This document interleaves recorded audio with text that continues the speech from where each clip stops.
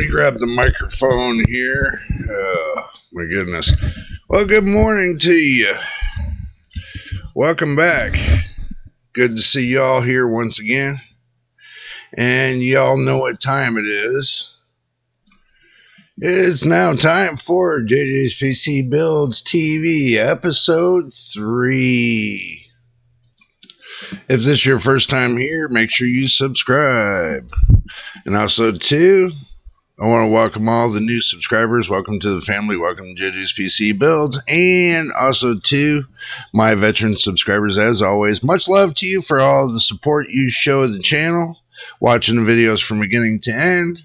That does help the channel. All right. We're going to get into the breaking news with AMD. AMD's got a new video card coming out, or if they already got it out, they probably do. So we're going to go ahead and flip to the action screen and see what they got cooking. Seems Power Color's got something cooking. The AMD Radeon RX 7800 XT Red Devil graphics card leaks online.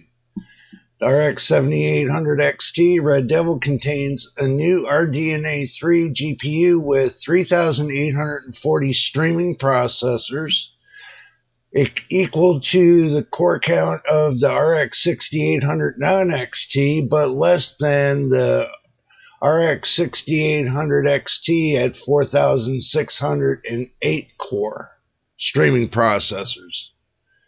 Unveiled images of Power Color upcoming AMD Radeon RX 7800 XT Red Devil graphics cards offer insight to its technical specifications. The RX 7800 XT deploys a Navi 32 GPU, distinguishing it from the Navi 31, found it to be limited editions RX 7900 GRE. Wow, that's something to think about now. They say it's limited edition RX 7900 GRE. So if it's limited edition, is it limited edition just to China? I hear other countries are starting to get the rollout for the 7900 GRE.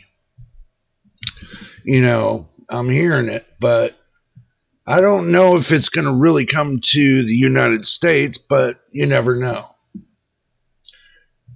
So, the Navi 32 GPU, although a chiplet-based design, is smaller than the Navi 31.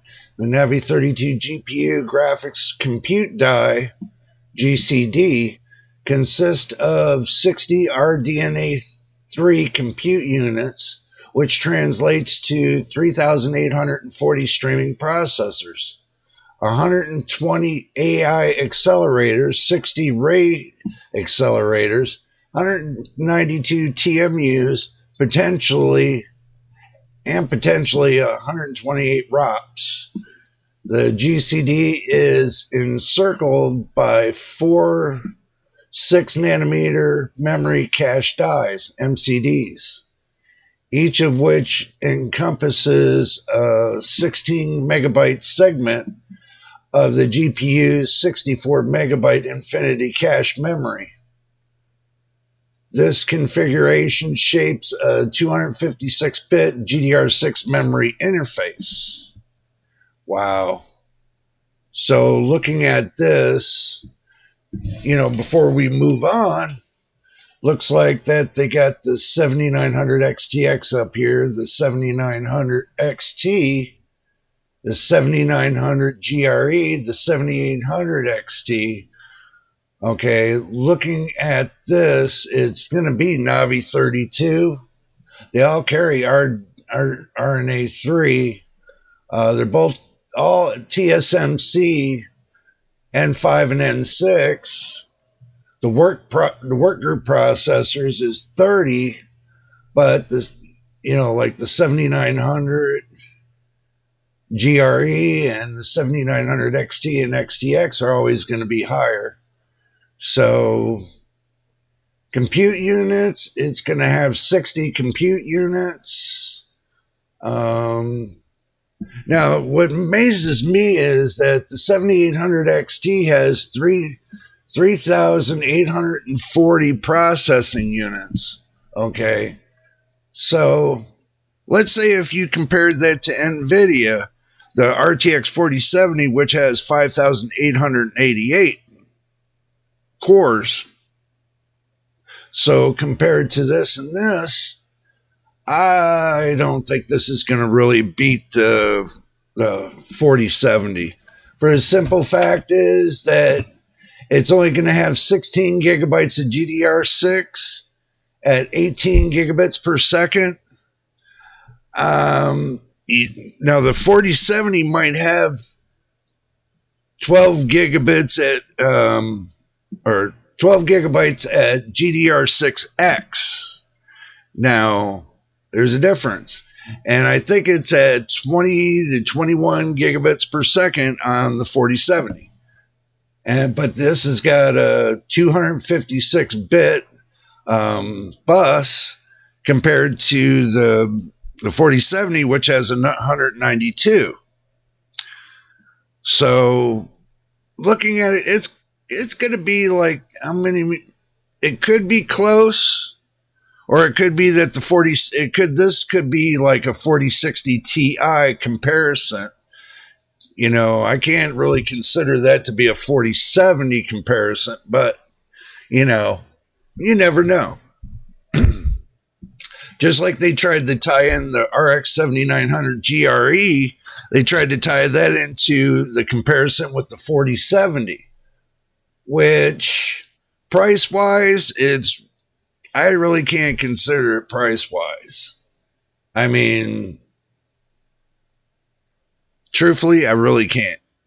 So, looking at the price, hopefully they keep some kind of price level that's going to be decent for the 7800 XT.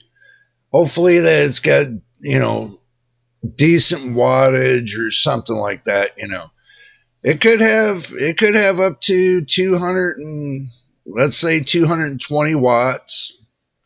And it could be that they equal this out to, they could knock $100 off and make it $549. You never know. I mean, to bring it into comparison with the 4060 Ti, 16 gigabyte. They could be bringing in comparison to that, but it really isn't much of a comparison because, the 4060 Ti 16 gigabit has only got 128-bit bus. So, I don't see how they're going to bring that in comparison. AMD always keeps a high bit bus on their GPUs. So, moving on down the road, let's see what it's going to have. Power Color has affirmed that the card operates at 2,255 megahertz for gaming and 2,565 megahertz for boost, exceeds the AMD's reference clock speeds. Okay, the card has 16 gigs of GDR6 memory, running at 18 gigabits per second, 256-bit bus, comparable to the RX 7900 GRE model. Okay, for optimal performance, Power Color advises to use an 800-watt power supply, 2 8-pin power connectors. For the RX 7800 XT Red Devil, the card employs an advanced triple ring fan cooling system. Heat pipes integrated into the heat sink and the copper plate direct contact with the GPU and the VRAM, for effective heat transfer. The PCB incorporates 11 plus 3 plus 1 plus 2 plus 1 phase VRM, facilitates by Dr. Moss and IMON real-time digital monitoring. Nice. So, you know, looking at it overall, it looks like that they're going to have a really good card. So, this is what you really have to look at. You really have to look at and see what kind of card that they're going to be running here. I mean, to be honest with you, I can see the 7800 XT being a good contender for a lot of GPUs, but what's going to determine that is the price to usage, to the price to performance, or the price to FPS.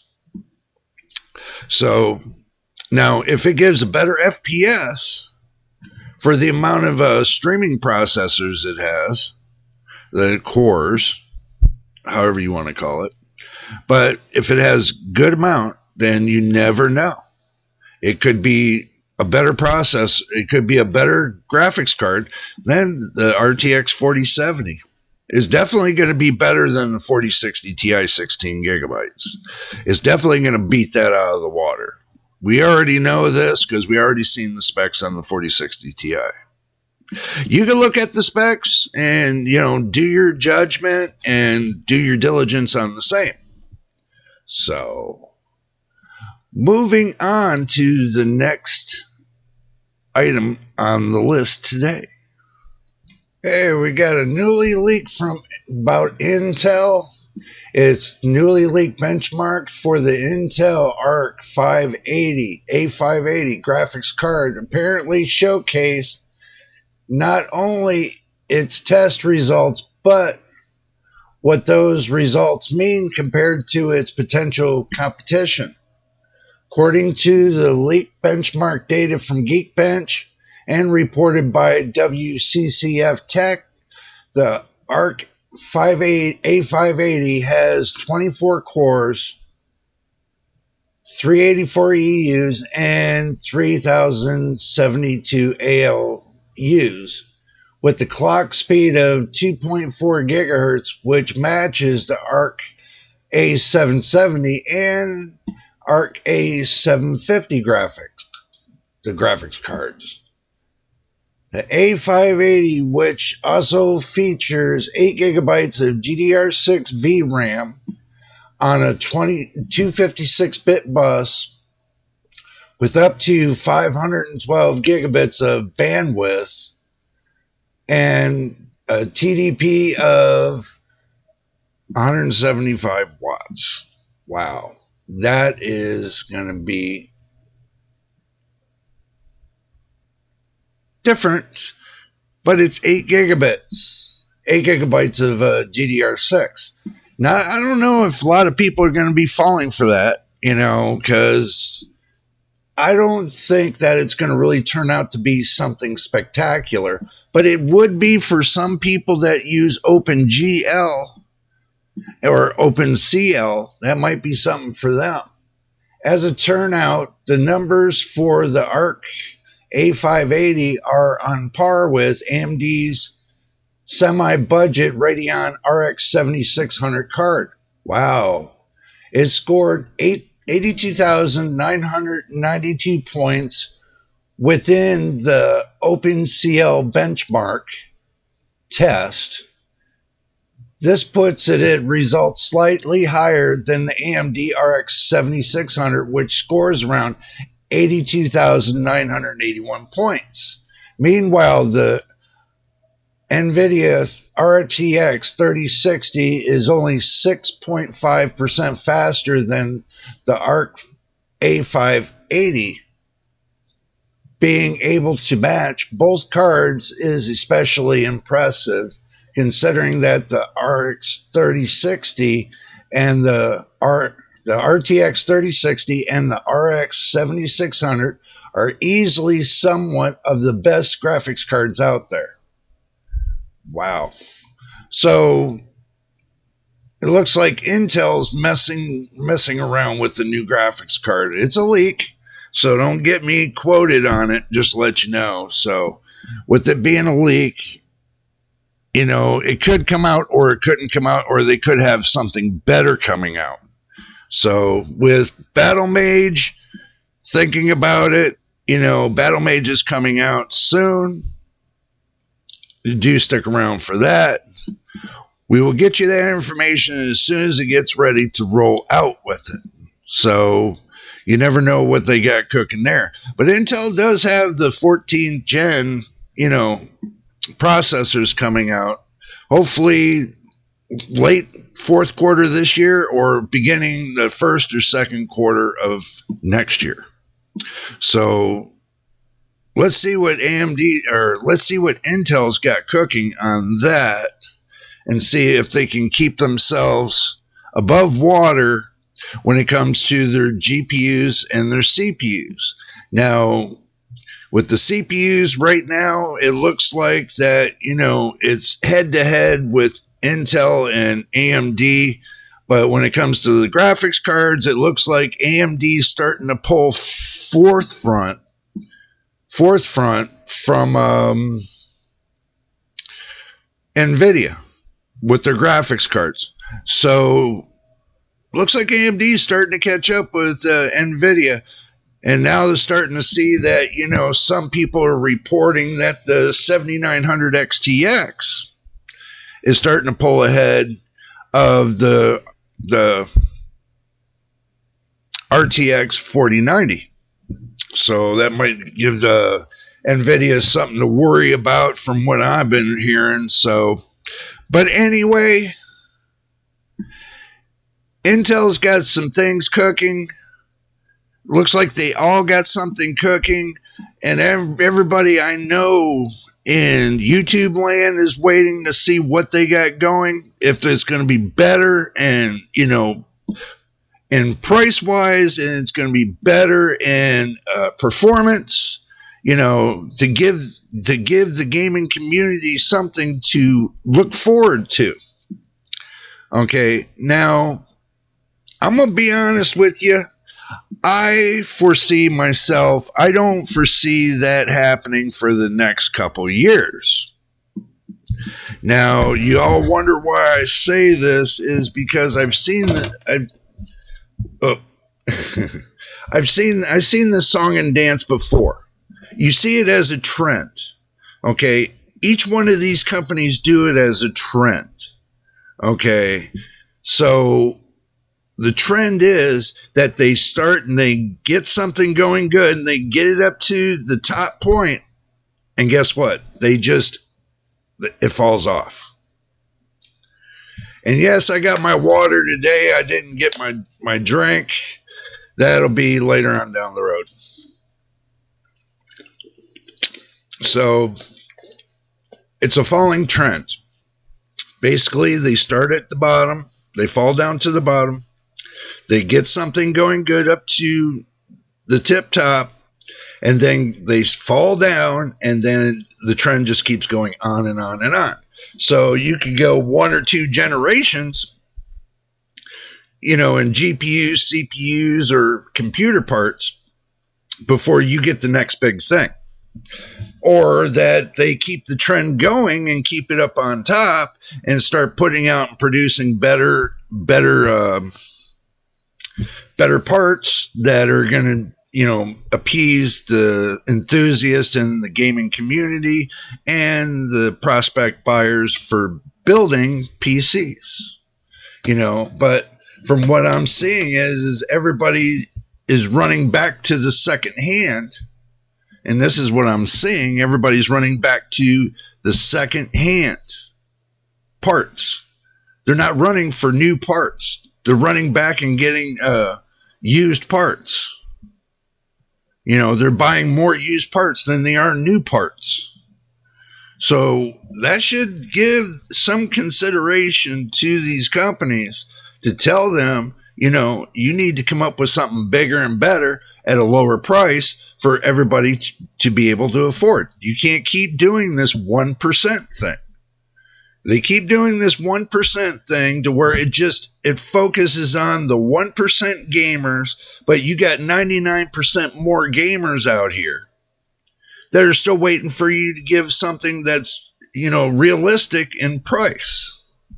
So, you got 99% saying to you companies, hey, stop the monopoly and start putting out something that's good, that's affordable. So, and that's just a hint to you. And all these companies, that's just a hint to you. Because if you don't, what's going to happen is your gamers are going to keep buying used, and they're not going to buy anything brand new. They're not going to buy the next big thing because guess what? They bought up all the used parts and they're making do with those. So you're not selling anything of the next big thing. It's a trend. So if you want to break the trend, you got to put something out there that's lower in price that consumers can afford. They cannot, there's many consumers that I hear and talk to me and they say, hey, Jay, I can't afford $1,000. I barely can afford $300. Whatever happened to these $299 computers, these $199 computers? You can't get those anymore. Any computers that you get now these days, they range from $500 up. I mean, I'm going to be honest with you.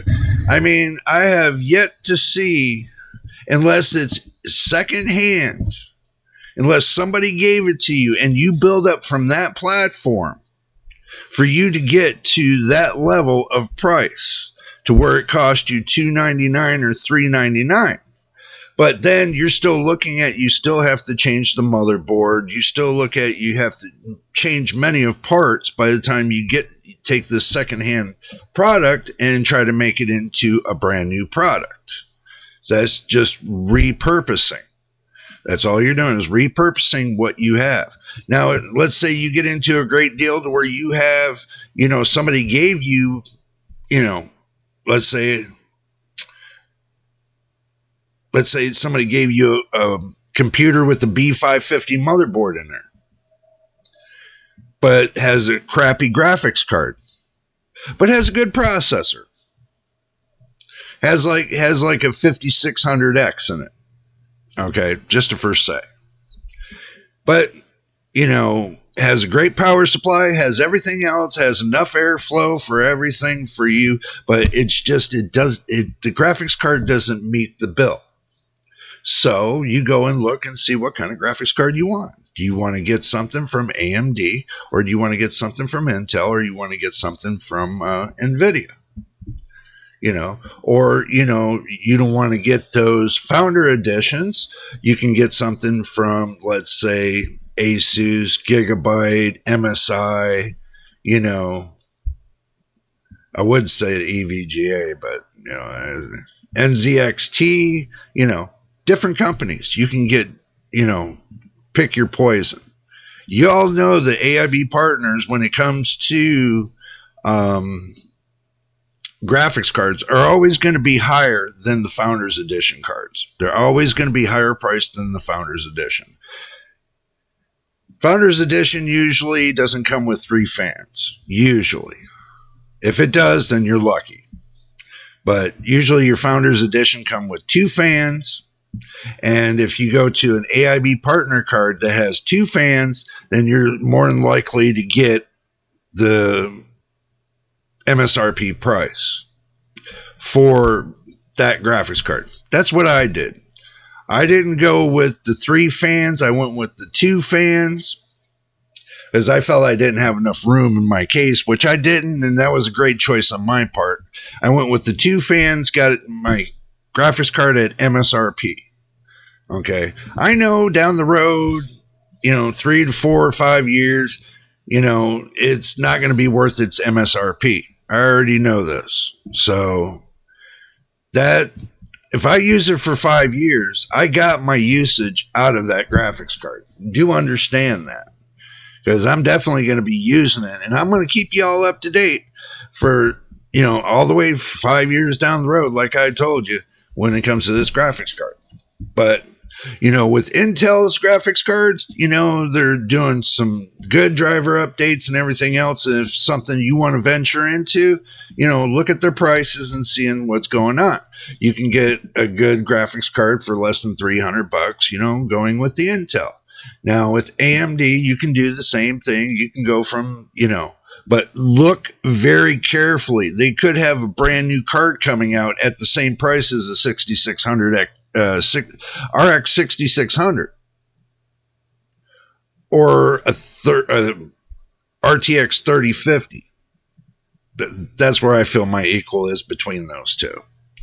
So you can have something like that, or you can get a 6650 XT, or if you save up your money and let's say you've had that full free computer, but guess what? You want to do something just a little bit better. Let's say you want to get a card like mine, like you want to get the RTX 4070. You want something that's not too busy, but not too slow, that puts you right in the middle. I mean, I don't want a card that's going to take and beat the crap out of my motherboard. I don't want something that's going to beat the crap out of my my PSU, the power supply unit. I don't want something that's going to beat the crap out of, the system and warp the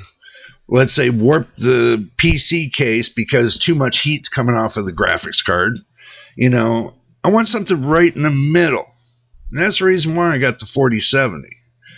I mean, those other numbers on the new cards coming out, those are not going to mean nothing compared to what you really want to use. Now, I still have, I can still get DLSS 3. I can still get AV1 encoding. I can still get all DLSS, from 0 to 3. I can do RT, I really don't do ray tracing that much. I know a lot of people push ray tracing, but the thing is using ray tracing, it's kind of like using DLSS 3. You have something to cut down half the speed, and then you use something to bring up half the speed. So basically, you're still sitting there right in the middle when you put ray tracing on and DLSS 3 on, and it's got frame gen and all that sort of stuff and yada yada. Okay, now, so I don't make this a long video. I'm just saying, if you get a free system that has everything else and you just need a graphics card, then spending the $600 or spending $700 is not going to hurt your pocketbook. But anything that's, for a 5600X, anything that's over a 4070, I think is going to be overkill when it comes to that processor. Like a 4090, that's overkill. 4080, that's overkill.